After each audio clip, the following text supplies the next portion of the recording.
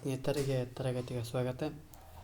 ತರಗತಿ ಪ್ರಾರಂಭ ಮಾಡೋಕ್ಕಿಂತ ಮುಂಚಿತವಾಗಿ ನಮ್ಮ ಒಂದು ಯೂಟ್ಯೂಬ್ ಚಾನಲಿಗೆ ಸಬ್ಸ್ಕ್ರೈಬ್ ಆಗಿ ಅಂತ ಕೇಳ್ಕೊಳ್ಳುತ್ತಾ ಪ್ರತಿದಿನ ತರಗತಿಗಳನ್ನು ವೀಕ್ಷಿಸಿ ಎಂದು ಕೇಳ್ಕೊಳ್ಳುತ್ತಾ ಇವತ್ತಿನ ಒಂದು ತರಗತಿಯನ್ನು ಪ್ರಾರಂಭ ಮಾಡೋಣ. ಇವತ್ತಿನ ತರಗತಿಯ ಸನಾತನ ಧರ್ಮ ಅಂದರೆ 8ನೇ ತರಗತಿಯಲ್ಲಿ ಬರುವ ಸಮಾಜ ವಿಜ್ಞಾನದಲ್ಲಿ ಕಂಡುಬರುವ ಸನಾತನ ಧರ್ಮದ ಪಾಠದ ಬಗ್ಗೆ ಚರ್ಚೆ ಮಾಡ್ತಾ ಹೋಗೋಣ. ಈ ಸನಾತನ ಧರ್ಮದ ಬಗ್ಗೆ ಯಾವ ರೀತಿ ಬರ್ತಾ ಹೋಗ್ತದೆ ಮತ್ತು ಆ ಸನಾತನ ಧರ್ಮದಲ್ಲಿ ಏನೇನು ಕಾಣ್ತಾ ಹೋಗ್ತೀವಿ ಮತ್ತು ಆ ಸನಾತನದ ಧರ್ಮದ ಆಧಾರ ಏನು ಎಂಬುದನ್ನು ಈ ಒಂದು ತರಗತಿಯಲ್ಲಿ ಚರ್ಚೆ ಮಾಡ್ತಾ ಹೋಗೋಣ. ಈ ಸನಾತನ ಧರ್ಮದ ಆಕಾರಗಳ ಬಗ್ಗೆ ನೋಡ್ತಾ ಹೋಗೋಣ. ಆಕಾರಗಳು ಅಂದರೆ ಏನಪ್ಪ ಅಂದ್ರೆ ಆಧಾರ ಗ್ರಂಥಗಳು ಅಂತ ಕರಿತಾ ಹೋಗ್ತೀವಿ. ಅದರ ಆಧಾರ ಗ್ರಂಥಗಳು ಅಂದರೆ ಸನಾತನ ಧರ್ಮದಲ್ಲಿ ಬರ್ತಾ ಹೋಗುವಂಥ ಆಧಾರಗಳೇನು, ಆಕಾರಗಳೇನು ಅನ್ನೋದನ್ನು ತಿಳಿದುಕೊಳ್ತಾ ಹೋಗೋಣ. ಒಂದನೇದು ಶ್ರುತಿಗಳು ಬಗ್ಗೆ ಚರ್ಚೆ ಮಾಡ್ತಾ ಹೋಗೋಣ. ಶ್ರುತಿಗಳು ಅಂದರೆ ಏನಪ್ಪ ಅಂದ್ರೆ ಈ ಒಂದು ಸನಾತನ ಧರ್ಮಕ್ಕೆ ವೇದವೇ ಪ್ರಮುಖ ಆಕಾರ ಎಂಬುದನ್ನು ಗಮನದಲ್ಲಿ ಇಟ್ಕೊಳ್ಬೇಕು. ಅಂದ್ರೆ ವೇದ ಎಂಬ ಪದ ವಿತ್ತೆಂಬ ಸಂಸ್ಕೃತ ಪದದಿಂದ ಬಂದಿರೋದನ್ನು ಗಮನಿಸ್ತಾ ಹೋಗ್ತೀವಿ. ಹಾಗಾದ್ರೆ ವೇದ ಶಬ್ದದ ಅರ್ಥ ಏನಪ್ಪ ಅಂದ್ರೆ ತಿಳುವಳಿಕೆ ಅಂತ ನೋಡ್ತಾ ಹೋಗ್ತೀವಿ. ಅಂದರೆ ವೇದ ಶಬ್ದದ ಅರ್ಥ ಏನಪ್ಪ ಅಂದ್ರೆ ತಿಳುವಳಿಕೆ. ಈ ಸನಾತನ ಧರ್ಮಕ್ಕೆ ವೇದವು ಪ್ರಮುಖ ಆಧಾರ ಎಂಬುದನ್ನು ಗಮನದಲ್ಲಿ ಇಟ್ಕೊಳ್ತಾ ಹೋಗ್ಬೇಕು. ಜೊತೆಗೆ ಈ ಭಾರತದ ಒಂದು ಧಾರ್ಮಿಕ ಸಾಹಿತ್ಯದಲ್ಲಿ ಈ ವೇದಗಳು ಏನಪ್ಪ ಅಂದ್ರೆ ಅತ್ಯಂತ ಪ್ರಾಚೀನ ಮತ್ತು ಬಹುಮುಖ್ಯ ಅಂಶಗಳನ್ನು ಗಮನಿಸ್ತಾ ಹೋಗ್ತೀವಿ. ಈ ಋಷಿಗಳು ಆ ಕೇಳಿ ತಿಳಿದಂಥ ಜ್ಞಾನವನ್ನು ಮತ್ತು ಲಿಪಿಯ ಒಂದು ಸಹಾಯವಿಲ್ಲದೆ ಆ ಗುರು ಶಿಷ್ಯ ಪರಂಪರೆಯಲ್ಲಿ ಉಳಿದು ಬಂದಿರೋದನ್ನು ಆ ವೇದಗಳನ್ನು ಏನಂತ ಕರಿತಪ್ಪ ಅಂದ್ರೆ ಶ್ರುತಿಗಳು ಅಂತಂದು ಕರಿತಾ ಹೋಗ್ತಾರೆ. ಅಂದರೆ ಆ ಋಷಿಗಳು ಕೇಳಿ ತಿಳಿದಂಥ ಜ್ಞಾನ ಮತ್ತು ಲಿಪಿಯ ಒಂದು ಸಹಾಯವಿಲ್ಲದೆ ಆ ಗುರು ಶಿಷ್ಯ ಒಂದು ಪರಂಪರೆಯಲ್ಲಿ ಉಳಿದು ಬಂದಂಥ ವೇದಗಳನ್ನು ಏನಂತ ಕರೀತಾರಪ್ಪ ಅಂದರೆ ಶ್ರುತಿಗಳು ಅಂತಂದು ಕರಿತಾ ಹೋಗ್ತಾರೆ. ಯಾಕಪ್ಪ ಅಂದ್ರೆ ಆ ಪ್ರಾಚೀನ ಕಾಲದಲ್ಲಿ ಲಭ್ಯವಿದ್ದಂಥ ಅಪಾರವಾದಂಥ ವೇದ ರಾಶಿಯನ್ನು ಆ ಮಾನವನ ವಯಸ್ಸಿನ ಅಥವಾ ಆಯಸ್ಸಿನ ಮಿತಿಯಲ್ಲಿ ಪೂರ್ಣವಾಗಿ ಅಧ್ಯಯನ ಮಾಡಲು ಮತ್ತು ಶಿಷ್ಯರಿಗೆ ಕಲಿಸಲು ಸಾಧ್ಯವಿರಲಿಲ್ಲ. ಅಂದ್ರೆ ಈ ಒಂದು ಪ್ರಾಚೀನ ಕಾಲದಲ್ಲಿ ಲಭ್ಯವಿದ್ದಂಥ ಅಪಾರವಾದಂಥ ವೇದ ರಾಶಿಯನ್ನು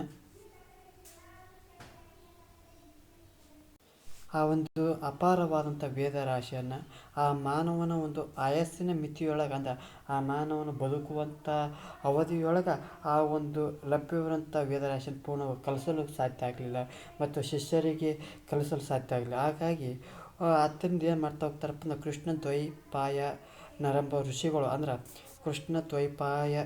ಕೃಷ್ಣ ದ್ವೈಪಾಯನೆಂಬ ಋಷಿಗಳು ಏನು ಮಾಡ್ತಾ ಹೋಗ್ತಾರೆ, ಈ ಅಗಾಧವಾದಂಥ ವೇದ ಮಂತ್ರ ಸಮೂಹವನ್ನು ವಿಭಜನೆ ಮಾಡ್ತಾ ಹೋಗ್ತಾರೆ. ಅಂದ್ರೆ ಈ ಒಂದು ಅಪಾರವಾದಂಥ ಒಂದು ವೇದ ಸಂಗ್ರಹವನ್ನು ವಿಭಜನೆ ಮಾಡ್ತಾ ಹೋಗ್ತಾರೆ. ಈ ವಿಭಜನೆ ಮಾಡಿ ಏನಾಗ್ತಾರಪ್ಪ ಅಂದರೆ ವೇದವ್ಯಾಸರನ್ನಿಸ್ಕೊಳ್ತಾ ಹೋಗ್ತಾರೆ. ಅಂದ್ರೆ ಈ ಕೃಷ್ಣ ದ್ವೈಪಾಯನವರು ಏನು ಮಾಡ್ತಾ ಹೋಗ್ತಾರೆ, ಈ ಒಂದು ವೇದ ಸಂಗ್ರಹವನ್ನು ವಿಭಜನೆ ಮಾಡಿ ಏನಂತ ಕರೆಸಿಕೊಳ್ತಾರಪ್ಪ ಅಂದರೆ ವೇದವ್ಯಾಸರನ್ನಿಸ್ಕೊಳ್ತಾ ಹೋಗ್ತಾರೆ.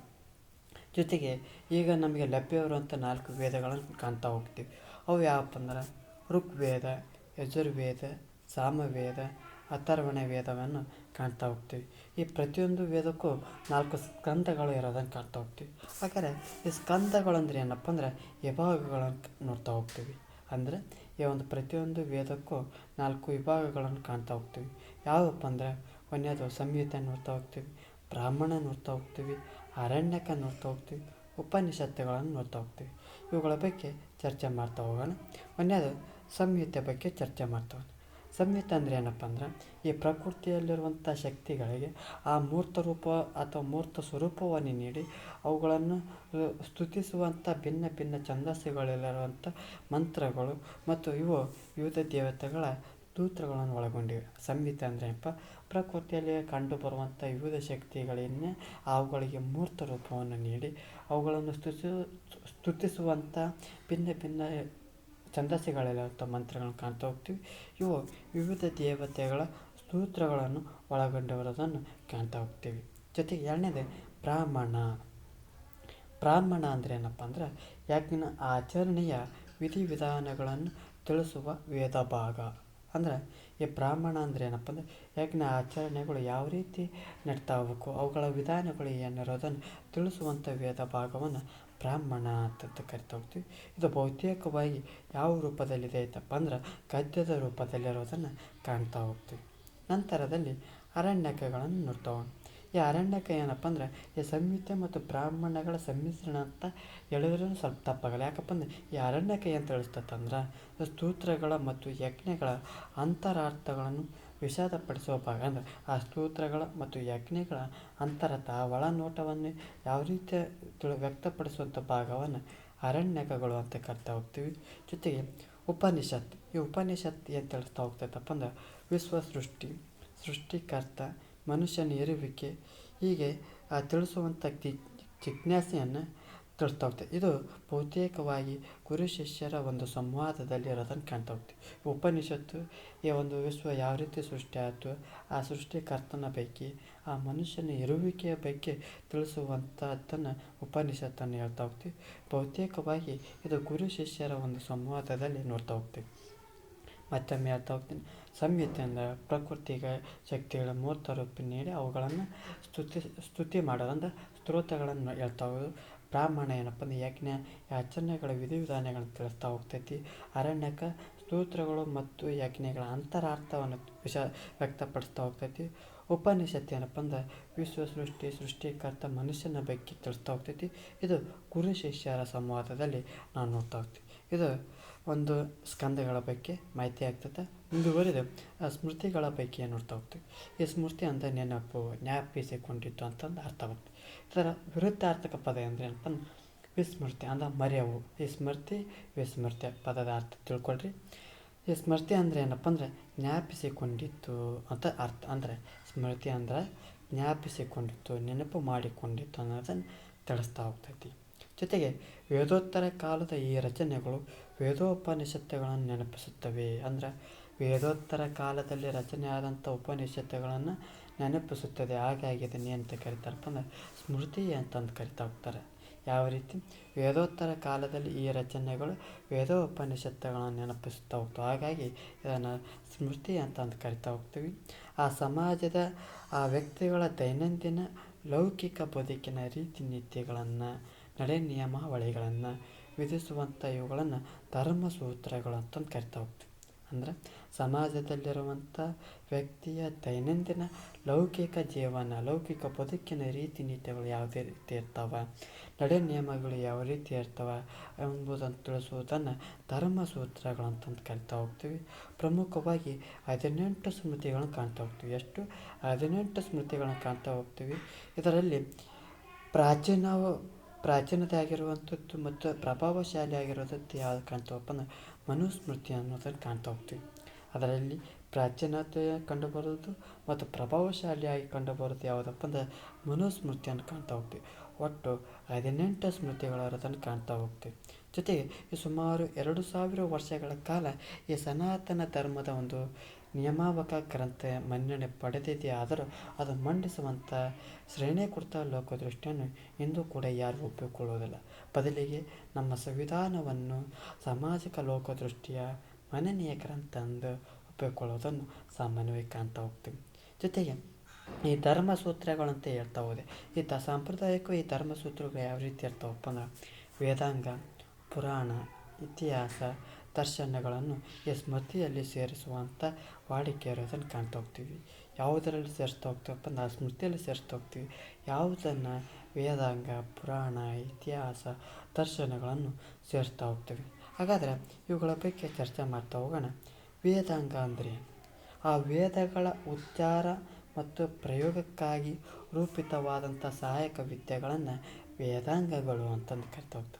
ಅಂದರೆ ವೇದಗಳ ಉಚ್ಚಾರ ಮತ್ತು ಅವುಗಳು ಯಾವ ರೀತಿ ಪ್ರಯೋಗ ಮಾಡಬೇಕು ಎಂಬುದನ್ನು ತಿಳಿಸುವಂಥ ವಿದ್ಯೆಗಳನ್ನು ಅಥವಾ ಸಹಾಯ ಮಾಡುವಂಥ ವಿದ್ಯೆಗಳನ್ನು ವೇದಾಂಗಗಳು ಅಂತ ಕರಿತಾ ಹೋಗ್ತೀವಿ. ಹಾಗಾದರೆ ವೇದದ ಶಿಕ್ಷೆ ಅಂದರೆ ಉಚ್ಚಾರಣೆ ಮಾಡುವುದು, ಕಲ್ಪ, ಯಜ್ಞ ವಿಧಾನಗಳು ಮಾಡೋದು, ನಿರುಕ್ತ, ಶಬ್ದಾರ್ಥ ನಿರ್ಣಯ ಶಾಸ್ತ್ರ, ಜ್ಯೋತಿಷ್ಯ, ವ್ಯಾಕರಣ, ಛಂದಸ್ಸು ಇವು ವೇದಾಂಗಗಳು. ವೇದಾಂಗಗಳು ಯಾವುದಂದಪ್ಪ ಅಂದ್ರೆ ವೇದದ ಶಿಕ್ಷೆ, ಕಲ್ಪ, ನಿರುಕ್ತ, ಜ್ಯೋತಿಷ್ಯ, ವ್ಯಾಕರಣ, ಛಂದಸ್ಸು ಇವು ವೇದಾಂಗಗಳು. ಎಲ್ಲ ವೇದಾಂಗಗಳು ಆಚಾರ್ಯ ಪರಂಪರೆ ಇತಿಹಾಸಗಳಿರೋದನ್ನು ಕಾಣ್ತಾ ಹೋಗ್ತೀವಿ. ಮತ್ತೆ ಮುಂದುವರೆದು ಇತಿಹಾಸ ಮತ್ತು ಪುರಾಣಗಳ ಬಗ್ಗೆ ಚರ್ಚೆ ಮಾಡ್ತಾ ಹೋಗೋಣ. ಭಾರತದಲ್ಲಿ 2 ಶ್ರೇಷ್ಠ ಮಹಾಕಾವ್ಯಗಳನ್ನು ನೋಡ್ತಾ ಹೋಗ್ತೀವಿ. ಯಾವಪ್ಪ ಅಂದ್ರೆ ರಾಮಾಯಣ ಮತ್ತು ಮಹಾಭಾರತಗಳನ್ನು ಕಾಣ್ತಾ ಹೋಗ್ತೀವಿ. ಇವು ಭಾರತದ ಶ್ರೇಷ್ಠ ಮಹಾಕಾವ್ಯಗಳು ಇರೋದನ್ನು ಕಾಣ್ತಾ ಹೋಗ್ತೀವಿ. ಇದರಲ್ಲಿ ಬಹುಮುಖ್ಯವಾಗಿ ಅಸಂಖ್ಯಾತ ಸಂವಾದಗಳನ್ನು ಕಾಣ್ತಾ ಹೋಗ್ತೀವಿ ಮತ್ತು ಉಪಕಥೆಗಳಲ್ಲಿ ನೈತಿಕ ಮತ್ತು ಧಾರ್ಮಿಕ ಪ್ರಶ್ನೆಗಳ ಚರ್ಚೆ ಕಂಡು ಬರ್ತಾ ಹೋಗ್ತವೆ. ಈ ಒಂದು ಮಹಾಕಾವ್ಯಗಳಲ್ಲಿ ಅಸಂಖ್ಯಾತ ಸಂವಾದಗಳನ್ನು ಕಂಡು ಬರ್ತಾ ಹೋಗ್ತೀವಿ. ಉಪಕಥೆಗಳಲ್ಲಿ ನೈತಿಕ ಮತ್ತು ಧಾರ್ಮಿಕ ಪ್ರಶ್ನೆಗಳು ಕಾಣ್ತಾ ಹೋಗ್ತೀವಿ. ಈ ಕಾವ್ಯಗಳು ಇಂದಿಗೂ ಮೌಲ್ಯಗಳ ಮಾರ್ಗದರ್ಶಿಯಾಗಿದೆ. ಅಂದರೆ ಇವತ್ತಿಗೂ ಕೂಡ ಈ 1-2 ಮಹಾಕಾವ್ಯಗಳು ಇಂದಿಗೂ ಕೂಡ ನಮಗೆ ಮಾರ್ಗದರ್ಶನ, ಯಾವ ರೀತಿ ಆ ಮೌಲ್ಯಗಳ ಬಗ್ಗೆ ಮಾರ್ಗದರ್ಶನವನ್ನು ನೀಡ್ತಾ ಹೋಗ್ತೈತಿ.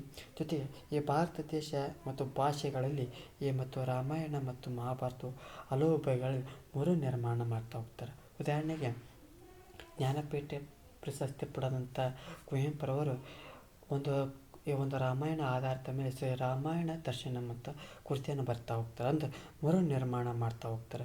ಜೊತೆಗೆ 18 ಪುರಾಣಗಳನ್ನು ಕಾಣ್ತಾ ಹೋಗ್ತೀವಿ. ಅಷ್ಟೇ ಸಂಖ್ಯೆಯ ಉಪಪುರಾಣಗಳನ್ನು ಕಾಣ್ತಾ ಹೋಗ್ತೀವಿ. ಆ ದೇವತೆಗಳ ಬಗ್ಗೆ ತಿಳಿಸ್ತಾ ಹೋಗ್ತವೆ. ವಂಶಾವಳಿ ಪೂಜೆಯ ಬಗ್ಗೆ ತಿಳಿಸ್ತಾ ಹೋಗ್ತವೆ. ಆಚರಣೆ ಮತ್ತು ಆರಾಧನೆಯ ಮಾರ್ಗಸೂಚನೆಗಳನ್ನು ಈ ಪುರಾಣಗಳು ಒಳಗೊಂಡಿರೋದನ್ನು ಕಾಣ್ತಾ ಹೋಗ್ತೀವಿ. ಮತ್ತು ತದನಂತರದಲ್ಲಿ ದರ್ಶನಗಳ ಬಗ್ಗೆ ನೋಡ್ತಾ ಹೋಗೋಣ. ಈ ದರ್ಶನಗಳು ಅಂದರೆ ಏನಪ್ಪ ಅಂದ್ರೆ ಈ ಭಾರತೀಯ ತತ್ವಶಾಸ್ತ್ರದ ಆಧಾರ ಸ್ತಂಭ ಅಂತ ಕರಿತಾ ಹೋಗ್ತಾರೆ. ಯಾವುದನ್ನು ಭಾರತೀಯ ತತ್ವಶಾಸ್ತ್ರದ ಆಧಾರ ಸ್ತಂಭ ಅಂತ ಕರಿತಾವಪ್ಪ ಅಂದ್ರೆ ಈ ದರ್ಶನಗಳಂತ ಕರಿತಾ ಹೋಗ್ತೀವಿ. ಪ್ರಮುಖವಾಗಿ ಎಷ್ಟು ದರ್ಶನಗಳನ್ನು ಕಾಣ್ತಾ ಹೋಗ್ತಾವಪ್ಪ ಅಂದ್ರೆ 6 ಪ್ರಮುಖ ದರ್ಶನಗಳನ್ನು ಕಾಣ್ತಾ ಹೋಗ್ತೀವಿ. ಅವು ಯಾವಪ್ಪ ಅಂದ್ರೆ ನ್ಯಾಯ, ವೈಶೇಷಿಕ, ಯೋಗ, ಸಾಂಖ್ಯ, ಪೂರ್ವಮೀಮಾಂಸ, ಉತ್ತರ ಮೀಮಾಂಸವನ್ನು ಕಾಣ್ತಾ ಹೋಗ್ತೀವಿ. ನ್ಯಾಯ, ವೈಶೇಷಿಕ, ಯೋಗ, ಸಾಂಖ್ಯ, ಪೂರ್ವಮೀಮಾಂಸ, ಉತ್ತರ ಮೀಮಾಂಸ, ಈ 6 ಪ್ರಮುಖ ದರ್ಶನಗಳನ್ನು ಕಾಣ್ತಾ ಹೋಗ್ತೀವಿ. ಇದನ್ನ ಯಾಕೆ ಪದೇ ಪದೇ ಹೇಳ್ತಾ ಅದೇನಪ್ಪ ಅಂದ್ರೆ ಈ ಹಿಂದೆ ಒಂದು GPS ಪರೀಕ್ಷೆ ಒಳಗೆ ಈ ಒಂದು ಪ್ರಶ್ನೆ ಆಗಿರೋದನ್ನು ಗಮನದಲ್ಲಿಟ್ಕೊಳ್ಬೇಕು. ಇಷ್ಟು ದರ್ಶನಗಳನ್ನು ಕಾಣ್ತಾ ಹೋಗ್ತವಪ್ಪ ಅಂದ್ರೆ 6 ದರ್ಶನಗಳನ್ನು ಕಾಣ್ತಾ ಹೋಗ್ತೀವಿ. ಇವುಗಳನ್ನು ಆಸ್ತಿಕ ಮತ್ತು ನಾಸ್ತಿಕ ಎಂಬ 2 ಗುಂಪು ಮಾಡುವ ಕ್ರಮ ಇರೋದನ್ನು ಕಾಣ್ತಾ ಹೋಗ್ತೀವಿ. ಆ ವೇದಗಳನ್ನು ಪ್ರಮಾಣವಾಗಿ ಒಪ್ಪಿದ್ದೇನೆಂದರೆ ಅದು ನಾಸ್ತಿಕ, ಒಪ್ಪದಿದ್ದರೆ ಅದು ನಾಸ್ತಿಕ. ಅಂದರೆ ಆ ವೇದಗಳನ್ನು ಪ್ರಮಾಣವೆಂದು ಒಪ್ಪದಿದ್ದರೆ ಅವರನ್ನೇಂತ ಕರಿತಪ್ಪ ನಾಸ್ತಿಕ ಅಂತ ಕರಿತಾ ಹೋಗ್ತೀವಿ. ಜೈನ, ಬೌದ್ಧ ಹಾಗೂ ಚಾರ್ವಾಕ ಇವು ಅವೈದಿಕ ನಾಸ್ತಿಕ ದರ್ಶನಗಳಾಗಿರುವುದನ್ನು ಗಮನಿಸ್ತಾ ಹೋಗ್ತೀವಿ. ಅಂದರೆ ಜೈನ ಧರ್ಮ ಆಗಿರ್ಬೋದು, ಬೌದ್ಧ ಧರ್ಮ ಆಗಿರ್ಬೋದು ಹಾಗೂ ಚಾರ್ವಾಕ ಇವು ಅವೈದಿಕ ನಾಸ್ತಿಕ ದರ್ಶನಗಳು ಇರೋದನ್ನು ಕಾಣ್ತಾ ಹೋಗ್ತೀವಿ. ಇನ್ನುಳಿದಂಥ ವೇದಗಳನ್ನು ಪ್ರಮಾಣವೆಂದು ಒಪ್ಪುವ ಆಸ್ತಿಕ ದರ್ಶನಗಳು ಅಂತ ಕರಿತಾ ಹೋಗ್ತೀವಿ. ಇನ್ನು ಸರಳವಾಗಿ ಹೇಳ್ತಾ ಹೇಳಿದ್ರೆ ಆಸ್ತಿಕ ನಾಸ್ತಿಕ ಅಂದರೆ ಏನಪ್ಪ ಅಂದ್ರೆ ಆಸ್ತಿಕ ಅಂದ್ರೆ ದೇವರನ್ನು ನಂಬುವವರು, ನಾಸ್ತಿಕ ಅಂದ್ರೆ ದೇವರನ್ನು ಒಪ್ಪದೇವು. ಅಂದರೆ ಮೂಢನಂಬಿಕೆಗಳಲ್ಲಿ ಒಪ್ಪುವುದು ಮತ್ತು ಒಪ್ಪದೇ ಇರೋದನ್ನು ಒಂದು ಆಸ್ತಿಕ ನಾಸ್ತಿಕ ಇರೋದನ್ನು ಕಾಣ್ತಾ ಹೋಗ್ತೀವಿ. ತದನಂತರದಲ್ಲಿ ವಿಗ್ರಹಾರಾಧನೆಯನ್ನು ನೋಡ್ತಾ ಹೋಗ್ತೀವಿ. ಆ ವೇದಗಳಲ್ಲಿ ಬ್ರಹ್ಮವನ್ನು ಸಗುಣ ಮತ್ತು ನಿರ್ಗುಣ ಅಂತಂದು 2 ಭಾಗ ಮಾಡ್ತಾ ಹೋಗ್ತೀವಿ. ಎಲ್ಲಿ ವೇದಗಳಲ್ಲಿ ಬ್ರಹ್ಮವನ್ನು ಸಗುಣ ಮತ್ತು ನಿರ್ಗುಣ ಎಂದು 2 ಭಾಗ ಮಾಡ್ತಾ ಹೋಗ್ತಾರೆ. ಇಲ್ಲಿ ನಾಮ ಮತ್ತು ರೂಪ ಇವುಗಳನ್ನು ಹೊಂದಿರುವುದನ್ನು ಸಗುಣ. ನಾಮ ಅಂದರೆ ಏನು? ಹೆಸರು. ರೂಪ ಅಂದ್ರೇನು? ಆಕೃತಿಗಳ ಬಗ್ಗೆ ಇವುಗಳನ್ನು ಒಳಗೊಂಡಿರೋದನ್ನು ಸಗುಣ ಅಂತ ಹೇಳ್ತಾ ಹೋಗ್ತೀವಿ. ಇವುಗಳನ್ನು ಮೀರಿದ್ದನ್ನು ನಿರ್ಗುಣ ಅಂತಂದು ಹೇಳ್ತಾ ಹೋಗ್ತೀವಿ. ಈ ಹೆಸರು ಮತ್ತು ಆಕೃತಿಗಳನ್ನು ಹೊತ್ತ ದೇವತೆಗಳ ಆರಾಧನೆ ವೇದಗಳಲ್ಲಿ ಕಂಡು ಬರ್ತಾ ಹೋಗ್ತೈತಿ. ಅಂದ್ರೆ ಈ ಹೆಸರಾಗಿರ್ಬೋದು, ಈ ಆಕೃತಿಗಳನ್ನು ಹೊತ್ತಂಥ ದೇವತೆಗಳ ಆರಾಧನೆ ಎಲ್ಲಿ ಕಂಡು ಬರ್ತಾ ಹೋಗ್ತವಪ್ಪ ಅಂದ್ರೆ ಆ ವೇದಗಳಲ್ಲಿ ಕಂಡು ಬರ್ತಾ ಹೋಗ್ತೀವಿ. ಈ ವೇದಗಳನ್ನು ಒಪ್ಪಿಕೊಂಡಂಥ ಆಸ್ತಿಕ ಶಾಖೆಯಾಗಿ ಬೆಳೆದು ಬಂದಂಥ ಆಗಮ ಸಾಹಿತ್ಯವು ದೇವರ ಒಂದು ವಿಗ್ರಹಾರಾಧನೆಗೆ ಹೆಚ್ಚಿನ ಅವಕಾಶ ಕಲ್ಪಿಸಿಕೊಳ್ತೈತಿ. ಅಂದ್ರೆ ಈ ಒಂದು ಆಸ್ತಿಕ ಶಾಖೆ ಅಂದರೆ ಆ ವೇದಗಳನ್ನು ಒಪ್ಪಿಕೊಂಡಂಥ ಆ ಶಾಖೆಯನ್ನು ಎಂತ ಕರಿತಪ್ಪ ಆಸ್ತಿಕ ಶಾಖೆ ಅಂತ ಕರಿತಾ ಹೋಗ್ತೀವಿ. ಈ ಒಂದು ಆಸ್ತಿಕ ಶಾಖೆ ಬೆಳೆದು ಬಂದಂಥ ಸಂದರ್ಭದಲ್ಲಿ ಆಗಮ ಸಾಹಿತ್ಯ ಬೆಳವಣಿಗೆ ಆಗ್ತೈತಿ. ಈ ಆಗಮ ಸಾಹಿತ್ಯವು ದೇವರ ಒಂದು ವಿಗ್ರಹ ಆರಾಧನೆ ಅಂದರೆ ಒಂದು ಮೂರ್ತಿ ಪೂಜೆಗೆ ಹೆಚ್ಚಿನ ಒಂದು ಅವಕಾಶವನ್ನು ಕಲ್ಪಿಸ್ತಾ ಕೊಡ್ತಾ ಹೋಗ್ತೈತಿ. ಜೊತೆಗೆ ವೈಷ್ಣವ, ಶೈವ, ಶಾಕ್ತ ಎಂಬ 3 ಆಗಮ ಶಾಖೆಗಳು ಹುಟ್ಟುಕೊಳ್ತಾ ಹೋಗ್ತವೆ. ಎಷ್ಟು ಆಗಮ ಶಾಖೆಗಳು ಹುಟ್ಟುಕೊಳ್ತಾವಪ್ಪ ಅಂದ್ರೆ 3 ರೀತಿಯಲ್ಲಿ ವೈಷ್ಣವ, ಶೈವ ಹಾಗೂ ಶಾಕ್ತ ಎಂಬ 3 ಪ್ರಮುಖ ಆಗಮ ಶಾಖೆಗಳು ಹುಟ್ಟುಕೊಳ್ತಾ ಹೋಗ್ತವೆ. ಜೊತೆಗೆ ಇಷ್ಟೆಲ್ಲ ಆದರೂ ಕೂಡ ವೈವಿಧ್ಯಪೂರ್ಣವಾದಂಥ ಆಕಾರಗಳಿಂದ ರೂಪಿತವಾದಂಥ ಈ ಸನಾತನ ಧರ್ಮವು ತಾತ್ವಿಕವಾಗಿ ಬಹುತ್ವವನ್ನು ಒಪ್ಪುತ್ತದೆ. ಒಂದೇ ರೀತಿಯನ್ನು ಒಪ್ಪುವುದಲ್ಲ, ಜೊತೆಗೆ ಈ ವೈವಿಧ್ಯತೆಯನ್ನು ಪುರಸ್ಕರಿಸ್ತಾ ಹೋಗ್ತೈತಿ ಮತ್ತು ಭಿನ್ನ ಮತಗಳಿಗೆ ಅವಕಾಶ ನೀಡ್ತಾ ಹೋಗ್ತೈತಿ. ಜೊತೆಗೆ ಆನು ಭದ್ರ ಕರ್ತೃ ಹೃಣತ್ವ ವಿಶ್ವತ ಎಂಬ ವೇದ ಮಂತ್ರ ಸೂಚಿಸುವಂತೆ ಆ ಒಂದು ಸನಾತನ ಧರ್ಮದ ಆಶಯ ಏನಪ್ಪ ಅಂದರೆ ವಿಶ್ವದ ಎಲ್ಲ ಕಡೆಗಳಿಂದಲೂ ಒಳ್ಳೆಯ ಸಂಗತಿಗಳು ನಮ್ಮೆಡೆಗೆ ಹರಿದು ಬರಲಿ. ಈ ಸನಾತನ ಧರ್ಮದ ಆಶಯ ಏನಪ್ಪ ಅಂದ್ರೆ ವಿಶ್ವದ ಎಲ್ಲ ಕಡೆಗಳಿಂದಲೂ ಒಳ್ಳೆಯ ಸಂಗತಿಗಳು ನಮ್ಮೆಡೆಗೆ ಹರಿದು ಬರಲಿ ಎಂಬುದು ಈ ಸನಾತನ ಧರ್ಮದ ಒಂದು ಆಶಯವಾಗಿರೋದನ್ನು ಕಾಣ್ತಾ ಹೋಗ್ತೀವಿ. ತದನಂತರದಲ್ಲಿ ಸ್ವಾಮಿ ವಿವೇಕಾನಂದರು ಈ ಒಂದು ಚಿಕಾಗೋದಲ್ಲಿ ನಡೆದಂಥ ಸರ್ವಧರ್ಮ ಸಮ್ಮೇಳನದ ಕೊನೆಯ ದಿನ ನೀಡಿದಂಥ ಉಪನ್ಯಾಸದಲ್ಲಿ ಈ ಮಾತುಗಳು ಸರ್ವಧರ್ಮಗಳು ಆದರ್ಶಪ್ರಾಯವಾಗಿರೋದನ್ನು ಕಾಣ್ತಾ ಹೋಗ್ತೀವಿ. ಅವ್ರು ಏನು ಹೇಳ್ತಾ ಹೋಗ್ತಾರಪ್ಪ ಅಂದ್ರೆ ಸಂಘರ್ಷವಲ್ಲ ಸೌಹಾರ್ದ, ವಿನಾಶವಲ್ಲ ಸ್ವೀಕಾರ, ಮನಸ್ಸಲ್ಲ ಸಾಮರಸ್ಯ ಮತ್ತು ಶಾಂತಿ. ಅಂದರೆ ಈ ಒಂದು ಮಾತುಗಳು ಸರ್ವಧರ್ಮಗಳಿಗೂ ಸದಾ ಆದರ್ಶವನ್ನು ನೀಡ್ತಾ ಹೋಗ್ತವೆ. ಅಂದರೆ ಸಂಘರ್ಷವಲ್ಲ ಸೌಹಾರ್ದತೆ ಇರಬೇಕು, ವಿನಾಶವಲ್ಲ ಸ್ವೀಕಾರವಿರಬೇಕು, ಮನಸ್ಸಲ್ಲ ಸಾಮರಸ್ಯ ಮತ್ತು ಶಾಂತಿಯಿಂದ ಇರಬೇಕೆಂಬುದನ್ನು ಈ ಸರ್ವಧರ್ಮಗಳಿಗೂ ಆದರ್ಶವ ನೀಡಿದಂಥವರು ಸ್ವಾಮಿ ವಿವೇಕಾನಂದ. ಆ ಚಿಕಾಗೋ ಸರ್ವಧರ್ಮ ಸಮ್ಮೇಳನ ಯಾವಾಗ ನಡೀತಪ್ಪ ಅಂದ್ರೆ 27/9/1893 ಅಮೇರಿಕಾದ ಚಿಕಾಗೋದಲ್ಲಿ ನಡೀತಾ ಹೋಗ್ತೈತಿ. ಈ ಸ್ವಾಮಿ ವಿವೇಕಾನಂದರ ಈ ಒಂದು ಅಮೇರಿಕಕ್ಕೆ ಹೋಗಬೇಕಾದ್ರೆ ಒಂದು ಧನ ಸಹಾಯ ಏನು ಮಾಡ್ತಾರಪ್ಪ ಅಂದ್ರೆ ಈ 10ನೇ ಚಾಮರಾಜ ಒಡೆಯರು ಈ ಧನ ಸಹಾಯವನ್ನು ಮಾಡ್ತಾ ಹೋಗ್ತಾರೆ. ಇದು ಇಷ್ಟೇನಪ್ಪ ಅಂದ್ರೆ ಸನಾತನ ಧರ್ಮದ ಅಂಶವಾಗಿರ್ತದೆ ಕಾಣ್ತಾ ಹೋಗ್ತೀವಿ. ಹಾಗಾದರೆ ಈ ಒಂದು ಪಾಠಕ್ಕೆ ಸಂಬಂಧಪಟ್ಟಂತೆ ಈ ಪ್ರಶ್ನೆಗಳಿಗೆ ಉತ್ತರಿಸುವಂಥ ಪ್ರಯತ್ನವನ್ನು ಮಾಡ್ತಾ ಹೋಗೋಣ. ವೇದದ ಶಬ್ದ ಅಂದ್ರೆ ಏನಪ್ಪ ಅಂದ್ರೆ ತಿಳುವಳಿಕೆ ಅಂತ ನೋಡ್ತಾ ಹೋಗ್ತೀವಿ. ಉಪನಿಷತ್ತು ಬಹುತೇಕವಾಗಿ ಯಾವ ರೂಪದಲ್ಲಿದೆ ಅಂದರೆ ಗದ್ಯದ ರೂಪದಲ್ಲಿರೋದನ್ನು ಕಾಣ್ತಾ ಹೋಗ್ತೀವಿ. ವೇದಗಳ ಉಚ್ಚಾರ ಮತ್ತು ಪ್ರಯೋಗಕ್ಕಾಗಿ ರೂಪಿತವಾದ ಸಹಾಯಕ ವಿದ್ಯೆಗಳನ್ನ ಏನಂತ ಕರಿತಾವಪ್ಪ ಅಂದ್ರೆ ವೇದಾಂಗಗಳು ಅಂತಂತ ಕರಿತಾ ಹೋಗ್ತೀವಿ. ಏನಂತ ಕರಿತೀವಿ? ವೇದಾಂಗ. ಭಾರತದ ಶ್ರೇಷ್ಠ ಮಹಾಕಾವ್ಯಗಳು ಯಾವಪ್ಪ ಅಂದ್ರೆ ರಾಮಾಯಣ ಮತ್ತು ಮಹಾಭಾರತವನ್ನು ಕಾಣ್ತಾ ಹೋಗ್ತೀವಿ. ಭಾರತೀಯ ತತ್ವಶಾಸ್ತ್ರ ಆಧಾರ ಸ್ತಂಭಗಳು ಯಾವಪ್ಪ ಅಂದ್ರೆ ದರ್ಶನಗಳು ನೋಡ್ತಾ ಹೋಗ್ತೀವಿ. ಇದಿಷ್ಟೇನಪ್ಪ ಅಂದ್ರೆ ಸನಾತನ ಧರ್ಮದ ಮಾಹಿತಿ ಆಗ್ತದೆ. ಈ ಒಂದು ತರಗತಿ ಇಷ್ಟ ಆಗಿತ್ತು ನಮ್ಮ ಒಂದು ಯೂಟ್ಯೂಬ್ ಚಾನಲಿಗೆ ಸಬ್ಸ್ಕ್ರೈಬ್ ಆಗಿ ಅಂತ ಕೇಳ್ಕೊಳ್ತೇನೆ. ಈ ಒಂದು ವಿಡಿಯೋ ತರಗತಿ ಇಷ್ಟ ಆಗಿದ್ದರೆ ಲೈಕ್ ಮಾಡಿ, ಇಷ್ಟವಾಗಿಲ್ಲದಿದ್ದರೆ ಡಿಸ್ಲೈಕ್ ಮಾಡಿ ಅಂತ ಕೇಳ್ಕೊಳ್ತಾ, ಅದರಲ್ಲಿ ಏನಾದರೂ ದೋಷಗಳು ಮತ್ತು ನಿಮ್ಮ ಒಂದು ಏನಾದರೂ ಪ್ರಶ್ನೆಗಳಿದ್ದರೆ ಕಮೆಂಟ್ ಬಾಕ್ಸ್ನ ಮೂಲಕ ತಿಳಿಸಿ ಅಂತ ಕೇಳ್ಕೊಳುತ್ತೆ. ಈ ಒಂದು ತರಗತಿ ಉಪಯೋಗವಿದ್ದರೆ ಶೇರ್ ಮಾಡಿ ಅಂತ ಕೇಳ್ಕೊಳುತ್ತೆ. ಇಲ್ಲಿಯವರೆಗೂ ಆಲಿಸಿದಂಥ ನನ್ನೆಲ್ಲ ಸ್ನೇಹಿತರಿಗೆ ನಾನು ಮಾಡುವ ವಂದನೆಗಳಂತ ಕೇಳ್ಕೊಳುತ್ತೆ. ಎಲ್ಲರಿಗೂ ಧನ್ಯವಾದಗಳು.